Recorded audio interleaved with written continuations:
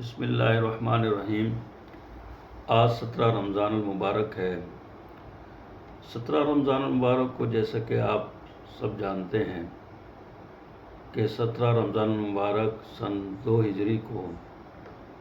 اسلام اور کفر کے درمیان میں جو سب سے پہلے معرکہ ہوا تھا، جس کو غزوہ بدر کہا جاتا ہے اور جس کا نام یوم الفرقان بھی ہے۔ یہ عظیم معرکہ جس میں اللہ پاک نے جناب نبی کریم صلی اللہ علیہ وسلم کو، آپ کی جماعت کو فتح عطا فرمائی تھی، اور کفار جو بڑے تکبر میں تھے اللہ نے ان کو شکست فاش دی تھی۔ تو یہ بڑا عظیم معرکہ تھا جو آج تک مسلمان یاد رکھتے ہیں اور کفار کے دلوں میں آج تک ہیبت ہے۔ اس کا پس منظر یہ ہے کہ جب آپ صلی اللہ علیہ وسلم مدینہ منورہ تشریف لے آئے ہجرت کر کے، اور آپ کے صحابہ کرام رضوان اللہ علیہم اجمعین، اور قریش جو مکہ مکرمہ میں تھے، وہ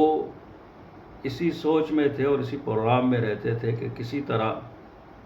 مسلمانوں کو ختم کیا جائے، نعوذ باللہ، اور پھر اس کے لیے وہ معاشی طور پر بھی اپنے آپ کو مضبوط کر رہے تھے۔ سن 2 ہجری کے ابتدا میں حضرت سفیان رضی اللہ تعالیٰ عنہ، جو اس وقت مسلمان نہیں ہوئے تھے، ان کی قیادت میں ایک بڑا تجارتی قافلہ ملک شام کی طرف روانہ ہوا، جس میں لاکھوں درہم کا مال، یعنی کروڑوں، آج کے زمانے کے حساب سے کروڑوں روپے کا مال وہ لے کر جا رہے تھے، اور اپنے آپ کو معاشی طور پر مضبوط کر رہے تھے، کیونکہ جنگ میں اور جنگ کرنے کے لیے بھی معاشی طور پر مضبوط ہونا بھی بہت ضروری ہے۔ ادھر آپ صلی اللہ علیہ وسلم اور آپ کی جماعت کو بھی معلوم تھا کہ قریش اپنے آپ کو مضبوط کر رہے ہیں، تو آپ صلی اللہ علیہ وسلم کو، آپ کے صحابہ کرام رضوان اللہ علیہم اجمعین کو یہ بات معلوم ہو گئی کہ سفیان جا رہے ہیں ملک شام کی طرف، اور وہ اپنا تجارتی قافلہ لے کے جا رہے ہیں۔ تو مسلمانوں کی جماعت نے ان کا پیچھا کیا، تو بہرحال وہ اس وقت بھاگ گئے۔ جب وہ واپس آنے لگے رمضان المبارک میں، یعنی سن 2 ہجری میں ہی، تو یہ آپ صلی اللہ علیہ وسلم کو اور آپ کی جماعت کو معلوم ہوا، تو آپ نے ان کے لیے یعنی پروگرام بنایا۔ لیکن ابو سفیان کو جب معلوم ہوا کہ یہ ہونے والا ہے، تو اس نے ایک تیز رفتار گھوڑا مکہ مکرمہ کی طرف روانہ کیا، اور وہاں جا کر بتایا کہ بھائی ہم لوگ بڑی مشکل میں ہیں، ہماری مدد کے لیے آؤ۔ تو وہ لوگ کیونکہ پہلے سے تیار تھے اور وہ مسلمانوں کو مٹھانا چاہتے تھے، وہ بڑے غرور میں تھے، وہ کہتے تھے ہم جا کر ان پر حملہ کریں گے، نعوذ باللہ یہ ختم کر دیں گے، اور وہ بڑے تکبر میں آئے اور وہاں سے روانہ ہوئے۔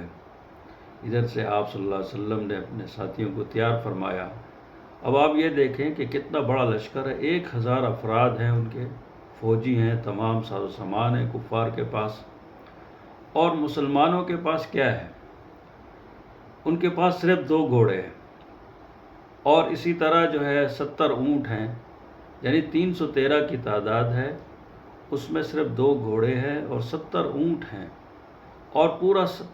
یعنی حرب کا، جنگ کا پورا ساز و سامان بھی نہیں ہے، لیکن ایمانی قوت تھی، بڑی ایمانی قوت تشریف لے گئے آپ صلی اللہ علیہ وسلم کی قیادت میں، اور بدر کے مقام پر ایک چشمے کے پاس یہاں پر قیام فرمایا۔ تو رسول اللہ صلی اللہ علیہ وسلم نے اس وقت، اس رات میں اللہ پاک سے دعا فرمائی کہ یا اللہ، یہ مٹھی بھر جماعت ہے، تو نے جو مجھ سے وعدہ فرمایا ہے، آج اس وعدے کو پورا فرما۔ اگر یہ جماعت ختم ہو گئی تو پھر قیامت تک تیرا نام لینے والا کوئی نہیں ہوگا۔ دعائیں فرماتے رہے۔ پھر دوسرے دن دیکھا، اہل کفر نے دیکھا، اور آج تک جو ہے اس پر جو ہے لکھا جا رہا ہے کہ کس طرح ایک چھوٹی سی جماعت جو ایمان کی طاقت سے بھرپور تھی، اس نے اتنے بڑے لشکر کو شکست دی، جس میں بڑے بڑے نامی گرامی کفار تھے، ابو جہل جیسا شخص،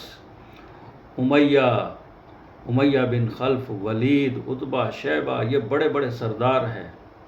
جو جنگ میں آئے ہوئے ہیں، یہ سارے مارے جاتے ہیں۔ اور ابو جہل کو دو ننھے صحابہ کرام جو چھوٹی عمر کے تھے، حضرت معاذ رضی اللہ تعالیٰ عنہ اور حضرت معاذ رضی اللہ تعالیٰ عنہ، یہ دونوں بھائی تھے، ان دونوں نے مل کر ان کو اس ابو جہل کو قتل کیا۔ اور 70 کے قریب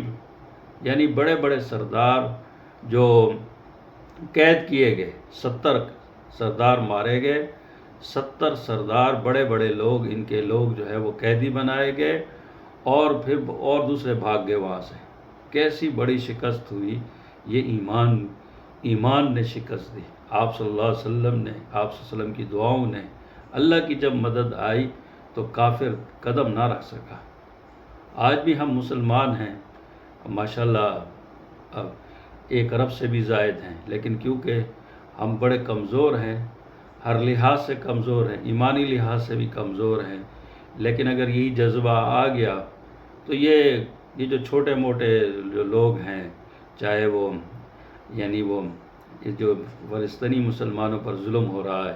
وہ آج یہ ظلم نہ ہوتا اگر مسلمانوں کے اندر تھوڑی سی بھی جو ہے ایمانی غیرت آ جائے، اور صرف اتنا بھی آ جائے۔ دیکھیں کہ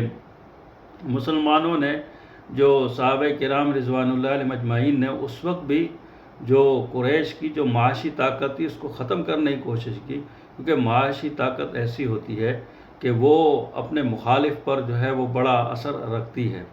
آج ہم ان کو مضبوط کر رہے ہیں معاشی طور پر۔ مسلمان جو ہے آج مسلمان کے پاس کچھ بھی نہیں ہے، معیشت ان کے پاس ہے۔ آج مسلمان مجھے سمجھ نہیں آتی، ہمیں سمجھ نہیں آتی کہ ہم اتنے گزرے ہو گئے ہیں کہ ہم ایک پانی کی بوتل بھی نہیں بنا سکتے، یعنی کوکو کولا دیکھ لیں، پیپسی دیکھ لیں، یہاں تک کہ برگر تک بھی ہم جو ہے ان کے کھاتے ہیں۔ اندازہ کریں کہ جو برگر جو KFC ہے یا اس طرح میکڈونلڈ ہے، دوسرے ہیں، ہم ان کے کھا لیں گے، اور ہم مسلمانوں کی بنی ہوئی چیزیں یا پتہ نہیں ہمارا معیار کیسے ہے، ہم اس کو نہیں اس کو کھا سکتے ہیں نہ پی سکتے ہیں۔ لیکن یہ بتائیں کہ جب ہم ان کو معاشی طور پر مضبوط کریں گے، ان کی معیشت ہم خود ہی ہم فلسطینی بچوں کا رونا تو روتے ہیں، لیکن آپ دیکھیں کہ ہم ان کو خود ہی اپنے ہاتھوں سے ان کو جو ہے نا جنگ کا سامان مہیا کر رہے ہیں۔ آج ہم ذرا غزوہ بدر کے اسباب، اس کے یعنی جو شروع ہونے کے اسباب ہے اس پر نظر کر لیں، اور آپ صلی اللہ علیہ وسلم کی